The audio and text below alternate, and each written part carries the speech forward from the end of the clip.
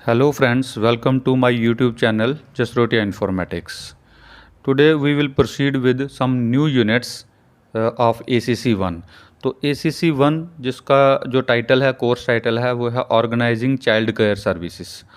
इस यूनिट के अंदर, इस वीडियो के अंदर हम ये यूनिट 30 से लेके 33 यूनिट तक, यानी कि लास्ट जितने भी यूनिट हैं उनको हम कवर करेंगे। उनके जो सबसे इम्पॉर्टेंट क्वेश्चंस होंगे उनको हम इस वीडियो के अंदर कवर करेंगे। तो सबसे पहला क्वेश्चन है, state what aspects you will keep in mind when developing a curriculum for pre scholars.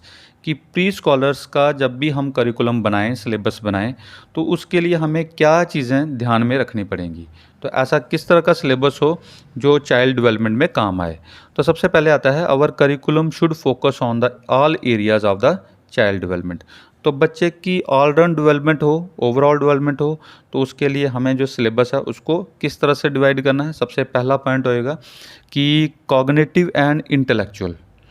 Cognitive और इंटेलेक्चुअल पार्ट उस सिलेबस के अंदर होना चाहिए, जैसे नंबर्स हैं, शेप्स हैं, काउंटिंग है, पैटर्न्स हैं, मेजरमेंट हैं, सेंस ऑफ स्पेस है, नॉलेज है and experience with the world. कि बच्चे को वर्ल्ड की, आर्ट की, मूवमेंट की और इसके अलावा जो ड्रामेटिक प्ले हैं इन सभी की नॉलेज हो, नंबर, स्पेस, काउंटिंग, इन सभी की नॉलेज हो। तो ऐसा सिलेबस जो है उसको दिया जाए जो प्री स्कॉलर्स बच्चे हैं। ऐसे ही दूसरा, लैंग्वेज और लिटरेसी किस तरह से दी जाए उसको। जो कम्युनिकेशन है, जैसे लिसनिंग है, अंडरस्टैंडिंग है और स्पीकिंग है।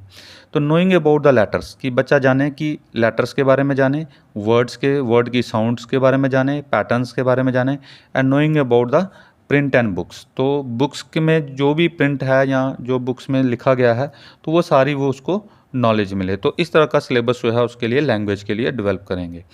दूसरा आता है सोशल।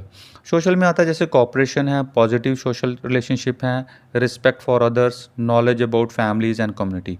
तो ये वाले टॉपिक जो हैं उस सिलेबस के अंदर ऐड किए जाएँ ताकि वो एक सोशल रिलेशनशिप कायम कर सके, बड़ों की रिस्पेक्ट कर सके और फैमिलीज़ और कम्युनिटी के बारे में उसको नॉलेज दी जा सके। तो इस तरह का सिलेबस जो है उसको सोशल साइंस में दिया जाना चाहिए। ऐसे ही इमोशनल, जैसे बच्चा अपने सेल्फ कंट्रोल या नॉलेज अबाउट फीलिंग्स, कि अपने इमोशंस पे किस तरह से कंट्रोल करना है, कैसे ही इमोशनल डेवलपमेंट करनी है। तो इस तरह से सिलेबस की जो फ्रेमवर्क होना चाहिए। दूसरा, फिजिकल, जैसे ग्रॉस मोटर स्किल्स हैं, जैसे फाइन मोटर स्किल्स हैं, active play and health and safety. यानी कि ये सारी चीज़ें उसको पता होनी चाहिए। ग्रॉस मोटर स्किल आता है जो हाथ पाँव से वो चीज़ें सीखता है। फाइन मोटर स्किल में आ गया किसी तरह का कोई आर्ट या किसी तरह की कोई कला सीखना। इसके अलावा जो एक्टिव प्ले, जैसे रोल प्ले करना, किसी हेल्थ और सेफ्टी के बारे में उसको जानकारी हो।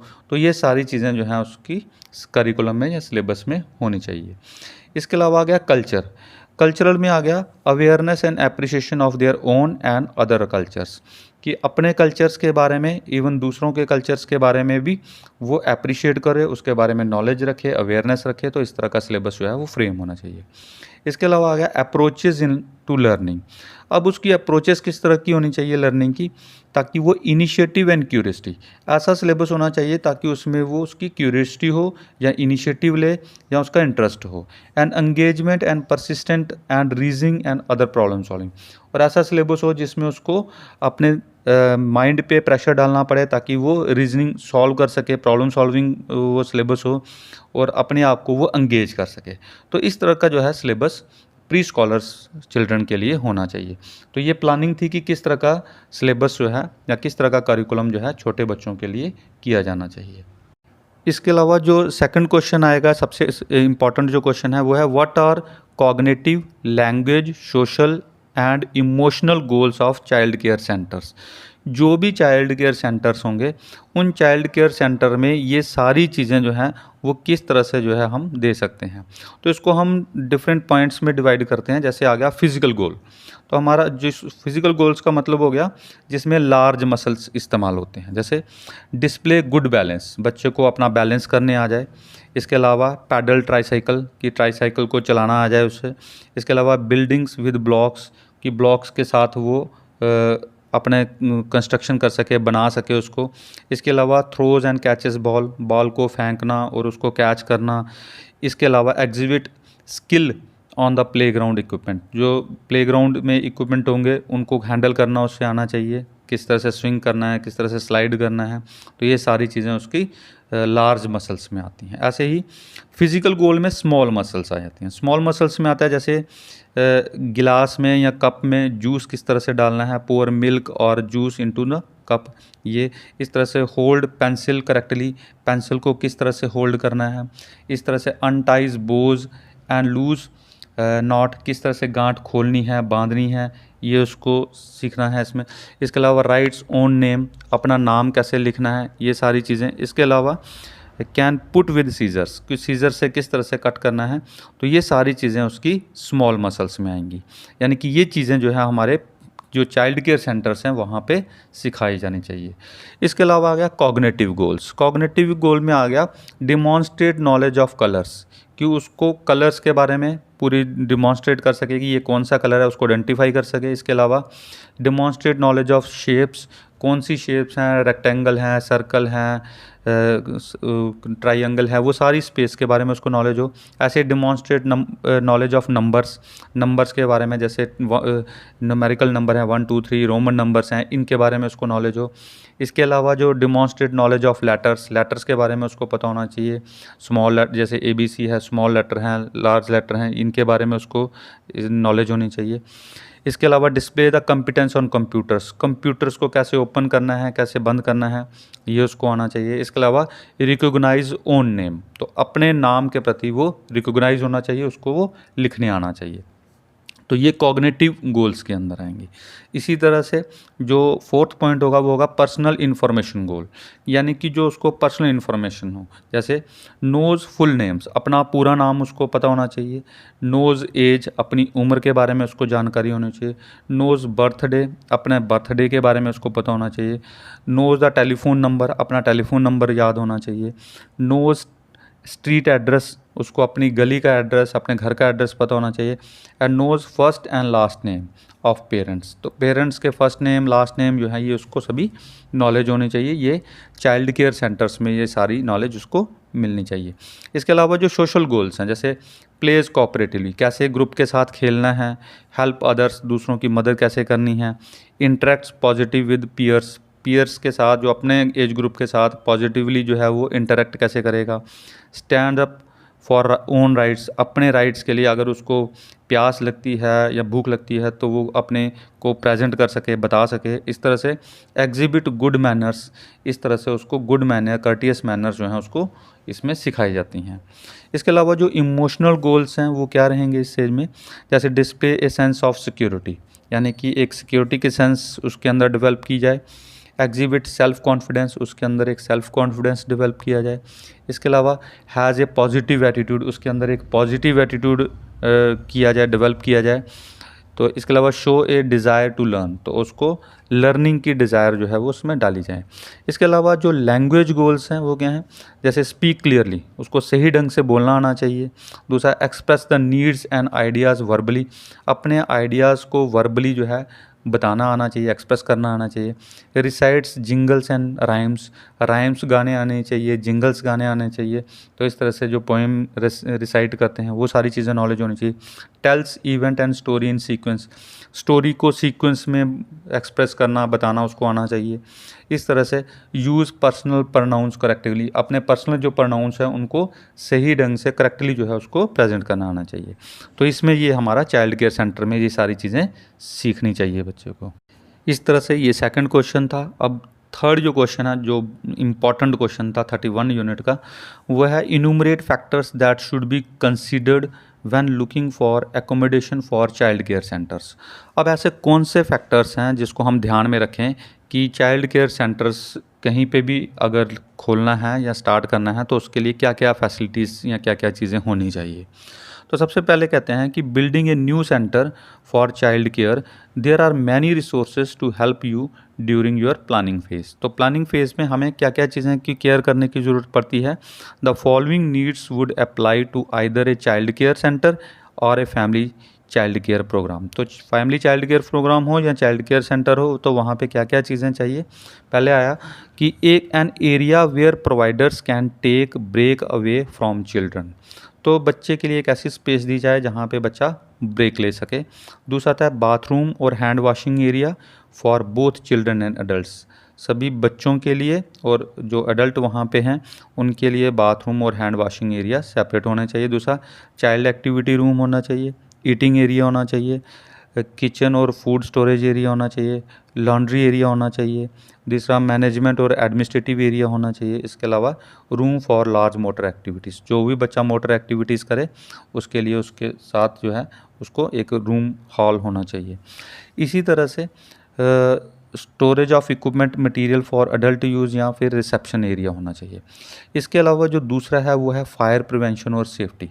तो कहते हैं सबसे पहले contact your local fire station, जो लोकल फायर स्टेशन होगा वहाँ पे हमें कंटेक्ट करना चाहिए ताकि उनसे हमें सीखें to learn about the local fire safety requirements, कि हमें क्या फायर सेफ्टी रिक्वायरमेंट चाहिए होती हैं चाइल्ड केयर सेंटर के लिए, and to get help during the planning phase. तो जब भी प्लानिंग फेज़ हम बनाएं तो उसके लिए सबसे पहले क्या करना चाहिए कि जो फायर सेफ्टी रिक्वायरमेंट होती है वो हमें पहले वहाँ लोकल फायर स्टेशन से उसकी जानकारी लें। And child care programme are governed by national fire safety code. तो जब भी चाइल्ड केयर प्रोग्राम बनेगा तो उसके लिए हमें नेशनल जो फायर सेफ्टी कोड होता है उसको फॉलो करना पड़ता है। The following is an example of important code. जैसे कुछ इंपॉर्टेंट कोड जो चाइल्ड केयर सेंटर के लिए चाहिए वो क्या है, there must be 2 exit out of the child activity room. तो चाइल्ड जो रूम होगा उसके 2 पॉइंट एग्जिट पॉइंट होने चाहिए ताकि एक एंट्री पॉइंट हो और एक बाहर निकलने के लिए हो। 1 exit must lead directly to the outside, और वो जो बाहर को रास्ता जाता हो। तो इस तरह से रूम में एंट्री और एग्जिट पॉइंट जो है वो होने चाहिए। दूसरा, there must be a fire suppression system throughout the facility. तो जो फायर सुप्रेशन सिस्टम होता है जिसको फायर एक्सटिंग्विशन कहते हैं, जो वो हर क्लासरूम में हर रूम के अंदर जो है वो इंस्टॉल होना चाहिए। इसके अलावा जो हेल्थ केयर होती हैं, हेल्थ केयर किस तरह से ध्यान रखा जाता है हेल्थ केयर का ये चाइल्ड केयर सेंटर्स में। पहले make sure the older buildings contain no lead and asbestos और अदर टॉक्सिक मटेरियल्स। तो किसी तरह का कोई भी टॉक्सिक बर्निंग या कोई भी जो मटेरियल है ऐसा मटेरियल ना हो जिससे बच्चे को नुकसान हो सके। इसके अलावा avoid the area with high air pollution. कोई भी एरिया जहाँ पे बहुत ज़्यादा हाई एयर पोल्यूशन हो या नॉइस पोल्यूशन हो वहाँ पे चाइल्ड केयर सेंटर ना हो। इसके अलावा आता है avoid area near the gas station where. तो इसके अलावा जो गैस स्टेशन एरिया होंगे उस एरिया के पास भी जो है चाइल्ड केयर सेंटर्स नहीं होना चाहिए। इसके अलावा जो नेक्स्ट इम्पॉर्टेंट क्वेश्चन है 32nd यूनिट का, वो है identify the relationship of A care giver with parents and community in the child care centres. और चाइल्ड केयर सेंटर्स में जो भी केयर टेकर होगा या कोई भी जो टीचर होगा उसका किस तरह से जो है रिलेशनशिप पेरेंट्स के साथ या कम्युनिटी के साथ होना चाहिए। तो teachers try to establish partnership with parents to support the student learning, and strong communication is a fundamental to this partnership and to building a sense of community between home and school. तो सबसे पहले teachers को ये कोशिश करनी चाहिए कि जो पेरेंट्स के साथ उसका कम्युनिकेशन कंटिन्यू बना रहे ताकि एक सेंस ऑफ कम्युनिटी जो है रिलेशनशिप बिटवीन स्कूल और होम रहना चाहिए। तो ये सबसे पहला स्टेप है कि टीचर्स को चाहिए कि वो पेरेंट्स के साथ एक हेल्दी रिलेशन रखे। दूसरा, teacher must continue to develop and expand their skill in order to maximise effective communication with parents. तो टीचर्स को चाहिए कि जो उसके अंदर मैक्सिमम स्किल है उसको डेवलप करे ताकि वो पेरेंट्स के साथ अपना रिलेशन मैक्सिमम से मैक्सिमम कर सके। तीसरा आता है जो teacher have skilled in art of teaching. Teacher के पास एक ऐसा स्किल्ड होना चाहिए, एक ऐसी निपुणता होनी चाहिए ताकि they also require knowledge and skills to effectively communicate with parents community.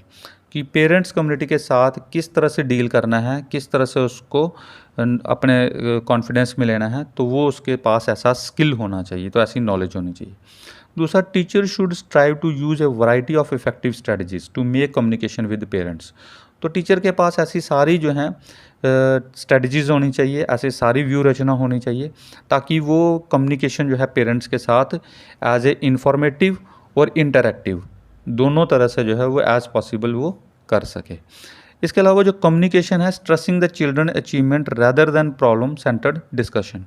तो जो कम्युनिकेशन हो पेरेंट्स के साथ या कम्युनिटी के साथ, वो कैसा होना चाहिए कि चिल्ड्रन की अचीवमेंट को लेके होना चाहिए, ना कि प्रॉब्लम सेंटर्ड होना चाहिए, कि ना कि वो बच्चे की प्रॉब्लम्स को डिस्कस किया जाए या उसको बार बार प्रेशराइज किया जाए। तो टू क्रिएट मोर पॉजिटिव, ताकि वो एक पॉजिटिव और ओपन डायलॉग हो between parents and the staff. And methods कौन से इंट्रोड्यूस कर सकते हैं हम उसके लिए, जैसे न्यूज़ लेटर है which translate into other languages where appropriate, कि पेरेंट्स जिस भाषा में समझते हों तो उसी भाषा में उनको लेटर के साथ या किसी तरह से उनको समझाया जाए। इसके अलावा एक कैलेंडर्स बनाए जाएं, शेड्यूल बनाया जाए पेरेंट्स मीटिंग के लिए। इसी तरह से फ्लायर्स बनाए जाएं, हैंड बुक्स हों। इसके अलावा पेरेंट कमेटीज़ बनाई जाएं। इसके अलावा फ़ेस टू फेस मीटिंग हो हर व्यक्ति की पेरेंट्स के साथ, हर टीचर्स की। उसके अलावा जो वेबसाइट है, वेबसाइट का इस्तेमाल किया जाए पेरेंट टीचर मीटिंग के लिए, जो एक्टिविटीज़ जो है जो चाइल्ड केयर सेंटर्स में चल रही हैं। इसके बाद जो लास्ट यूनिट का इवैल्यूएशन का जो यूनिट है, उसमें से जो सबसे इम्पॉर्टेंट क्वेश्चन है, जो मेन क्वेश्चन है, what is evaluation and discuss the various tools of evaluation of children in child care centre. कि चाइल्ड केयर सेंटर में हम पहले ही बताएंगे कि इवैल्यूएशन किस तरह से होती है, और दूसरा ऐसे कौन से मेथड हैं जिससे हम चाइल्ड केयर सेंटर की जो चिल्ड्रन हैं उनकी हम इवैल्यूएशन कर सकें। तो सबसे पहले इवैल्यूएशन किसको कहते हैं? Evaluation is a systematic assessment of the worth और ए मेरिट ऑफ सम ऑब्जेक्ट। जब भी हम किसी चीज़ की मेरिट के बारे में जानते हैं, उसकी लेते हैं, नॉलेज लेते हैं, तो the purpose of evaluation is to identify strength and weakness. यानी कि हम इवैल्यूएशन में क्या देखते हैं, मेन पर्पस क्या होता है कि किसी बच्चे की उसकी स्ट्रेंथ क्या है, यानी कि किस एरिया में वो स्ट्रांग है और किस एरिया में वो वीक है इन डिलीवरी ऑफ सर्विस। जो टीचर उसको प्रोवाइड कर रहा है वो किस एरिया को ग्रैप्स कर रहा है, किस एरिया को नहीं कर रहा। The following method could be use to gather the information. तो हमें इन्फॉर्मेशन लेने के लिए बहुत सारी चीज़ें होती हैं, जैसे सजेशन बॉक्स हो गया, इनफॉर्मल चैट विद पेरेंट्स के साथ बातचीत करना, दूसरा क्वेश्चनेयर या फीडबैक फॉर्म होते हैं। इसके अलावा जो मीटिंग्स हैं या वर्कशॉप हैं, तो ये कुछ मेथड्स हैं जिसके द्वारा हम जो है बच्चे की फीडबैक लेते हैं या फिर इवैल्यूएशन करते हैं। इवैल्यूएशन है that is a informal assessment is a procedure for obtaining information that can be use to make judgement about children learning behaviour characteristics and program using means other than standardized instrument। तो informal assessment के द्वारा जो है हम बच्चे की judgement कर लेते हैं कि बच्चे का लर्निंग बिहेवियर कैसा है या बच्चे के अंदर ऐसी कौन सी करैक्टरिस्टिक्स हैं।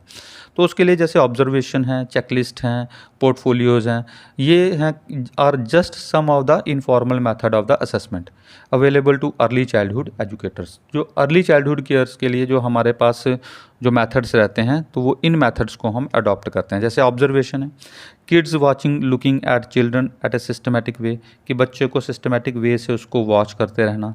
दूसरा एंसीडोटल रिकॉर्ड, जैसे give a brief written description of the children, बच्चे के बारे में एक बिहेवियर के बारे में एक टाइम पे ब्रीफ जो है डिस्क्रिप्शन लिख देना उसके बिहेवियर के बारे में। ऐसा रनिंग रिकॉर्ड है, जैसे focus on sequence of events that occur over time.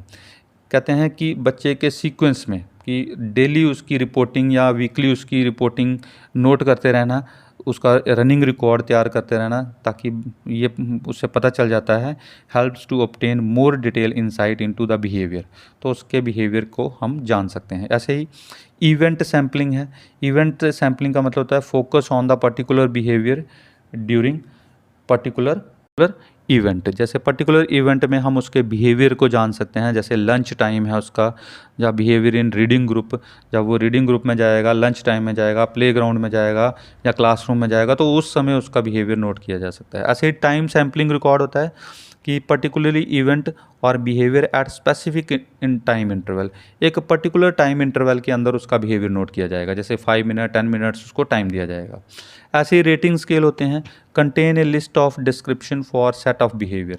तो हम क्या करेंगे, एक लिस्ट बनाएंगे उसकी डिस्क्रिप्टर्स की, ताकि एक सेट ऑफ बिहेवियर हम उसमें नोट कर लेते हैं। ऐसे ही चेकलिस्ट हैं, a checklist of behaviour identifying children skill. अब बच्चे की जितने भी स्किल्स हैं उसकी एक चेकलिस्ट बना लेते हैं, उसके आधार पे भी बच्चे की असेसमेंट हम कर सकते हैं। ऐसे ही वर्क सैंपल है, collection of children's work that demonstrates what they know and what able to do. तो बच्चा क्या जानना चाहता है या बच्चे ने क्या जाना है या क्या कर सकता है, तो वो हम उसका एक वर्क सैंपल ले सकते हैं, उसको कोई काम दे सकते हैं, टास्क दे के उसके बारे में जान सकते हैं। ऐसे ही पोर्टफोलियो है collection of children's work sample, तो बच्चे के जितने भी काम हुए हैं या अदर प्रोडक्ट्स जो हैं वो सारे कलेक्ट करके जो है उसका सारा मटेरियल कलेक्ट करके हम पोर्टफोलियो तैयार कर सकते हैं। ऐसे ही इंटरव्यू है engaging children in the discussion through questions, बच्चों को क्वेश्चंस पूछ के उसमें एंगेज करके हम उससे जानकारी ले सकते हैं। This is all about from unit 30 to 33। तो यूनिट 30 से लेकर 33 तक जितने भी इंपॉर्टेंट क्वेश्चंस थे वो हमने इस वीडियो में डिस्कस किए, और बाकी जो यूनिट हैं वो अगले वीडियो में हम इसको डिस्कस करेंगे। Thank you very much.